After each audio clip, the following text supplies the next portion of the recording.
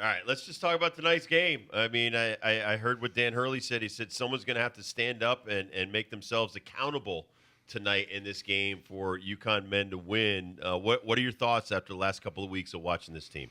Well, they're a team that's missing all those great players from last year, not only in production-wise, but also in closing games, right?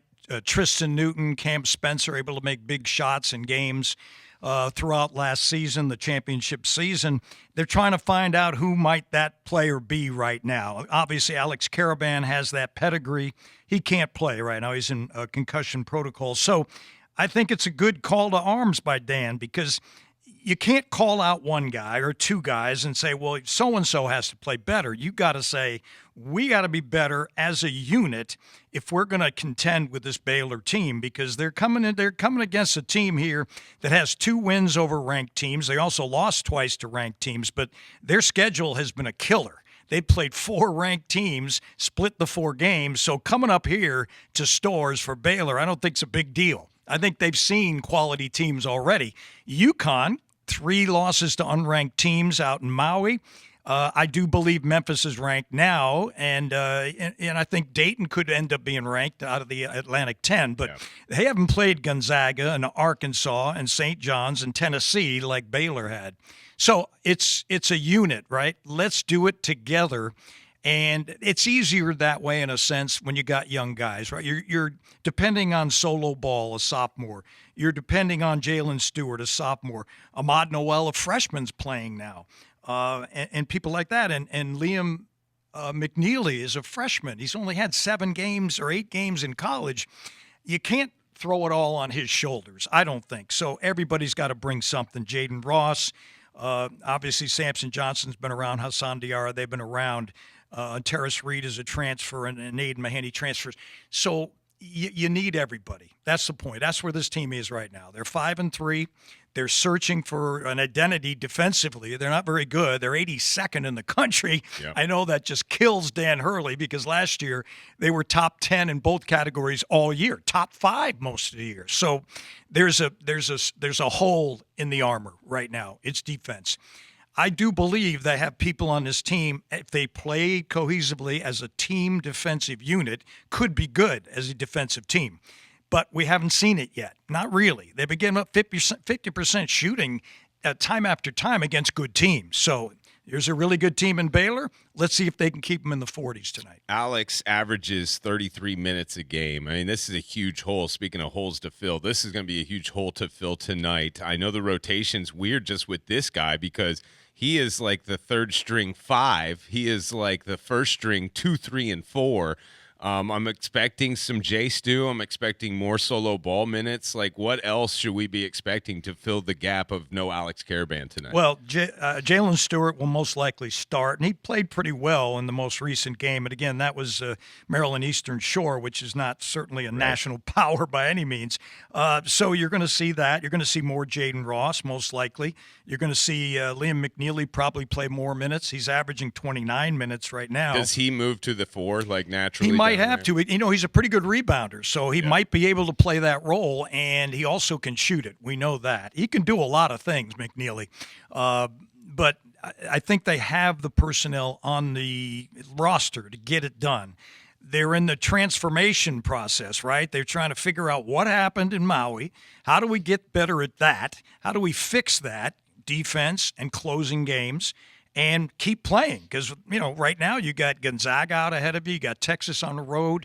They're all coming for you. The one thing I noticed in Maui, those teams were beyond happy to beat UConn. That's what Dibbs is saying. Right? Everybody's taking their best shot right now at UConn. Yeah, because, you know, they're a little vulnerable, right? Yep. There's no clinging back there. Right? There's no Castle on the perimeter. So UConn is not the same version of UConn they were last year.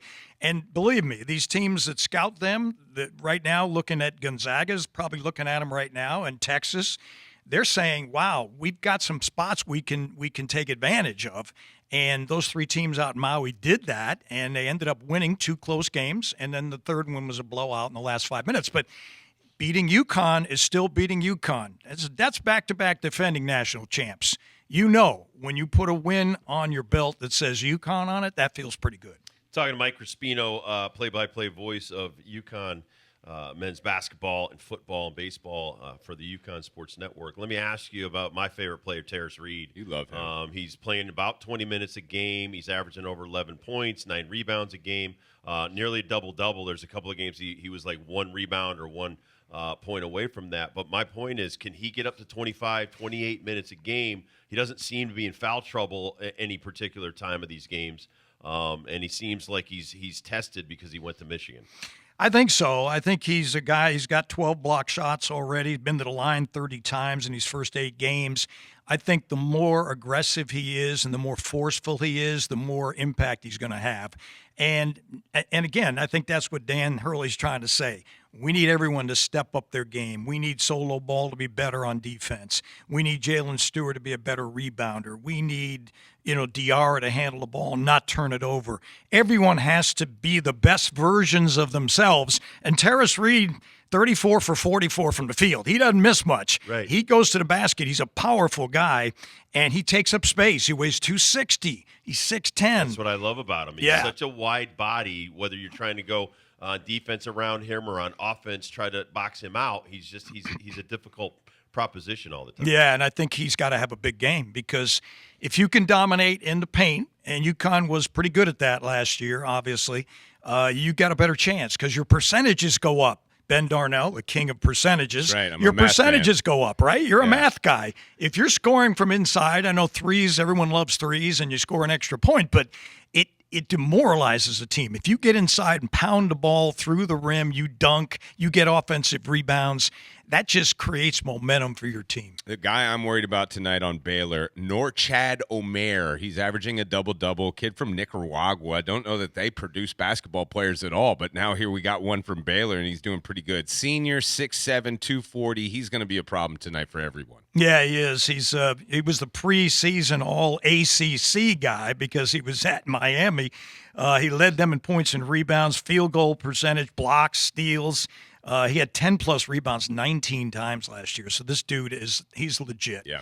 UConn's going to have to keep him off the boards, keep him out of his game. If they can keep him, reined in to some degree, they got a shot, right? You don't want 1 or 2 of their players, and there's a couple of really good ones, to go off. Jeremy Roach is the kid from Duke. He's their guard. He's played really well for them. That's where he's from. I'm Yeah. like, I know this name. Yeah, and he had Okay. 20 points against St. John's. He had the buzzer beater to beat them. All right. He's got all that confidence. He scored a bundle of points at Duke. He was there Yeah, 4 years. he's Then he really good. transfers here. So you're not going to rattle them. It's going to be hard to rattle them. You're going to have to beat them. You're going to have to beat them defensively and rebounding and taking them out of their game and doing whatever you can do. And the crowd should help. But you still have to do this stuff on the floor in between the lines. Do you remember at all about Cam Spencer last year when he stepped forward, and I'm bringing up Aiden Mahaney in defense of Cam Spencer. Cam, all of a sudden, he just was he took over on defense, took over on offense, just became the kind of, main cog in this team last year and their identity. He was like a Dan Hurley on the basketball court. What do you see from Aiden Mahaney through 8 games? Well, he's a guy trying to figure out where he fits, and I think they're different people. Cam Spencer was a little more intense. Aiden Mahaney's a little more low-key, but confidence is everything in basketball. Absolutely. I remember a long time ago, Mike D'Antoni coached the Knicks. The Knicks had no point guard, but we had Chris Duhon on our bench, and he was never a point guard, never a good shooter. Mike D'Antoni convinced him that he could lead that team. And he did. He led him in scoring. He led him in assists. It was a guy that never played at that level before, but D'Antoni was able to get him to feel like, you let it fly. You're our guy. We need you. And I think Aiden Mahaney has to get to that point. And I know the coaches are boosting his confidence. They're doing the best they can, but it still comes from inside. It's internal. You know very well. Oh, yeah. When you get it inside and you believe in yourself, you can do stuff. You're unstoppable. I think Mahaney can do stuff. I do. I just think he has to get over that hump and be confident and see the ball go in and see them win some big games. and that could change everything. And big for them tonight to play in stores. I always feel like they play their best basketball when they're playing in front of their home crowd on campus. Big one tonight, 6 o'clock pregame, 6:30 with the tip-off. Mike Crispino, Wayne Norman from the UConn Sports Network bringing it your way. You guys were also up there Saturday at UMass. Double duty on Saturday. You did the UMass football, and then you came down to XL, and you did the UMass game. I like how Wayne calls really. Maryland Eastern Shore UMass. But football-wise, you got any hopes and dreams for the bowl game? I asked Bob Joyce this. I think it was on Monday this week. But just like anything in particular that you want to see Coach Mora's team face. Maybe it'll be a tough game. Maybe it'll be a Power 4 game. But anything in your mind, not date and time. I know you want to go back to Hawaii like right after Christmas. Yeah, but right. besides that stuff, what are you hoping for the bowl game? Well, I hope they get a Power 4 opponent. They need to beat somebody in those 4 conferences. They didn't do it this year. They took care of business at home.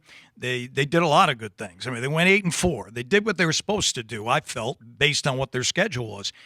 Got to get a Power 4 opponent and go head-to-head and come out on top. If you do that, and I know they had a pretty good recruiting day yesterday, a lot of the signing day, if you read some of the resumes of some of these players they got, they were recruited heavily by a number of different schools, and UConn came out on top. They had 24 of them. Not that freshmen are always going to have an impact, but I like what I'm seeing in the resumes of the guys that are coming to UConn to play football. That's big. You go out and you play in a real good bowl game against a Power 4 opponent, and you win the game with Jim Moore as your head coach. People start looking around going, wait a minute, they got something going on up there. I'm going to consider those guys. And I think that's where they're getting to. You just have to keep building blocks one after the other. And it comes down to bowl games and winning them. And that's the next step. Mike Crispino, Wayne Norman on the call. UConn men versus Baylor tonight. Thank you for coming in, Mike. You got it, guys.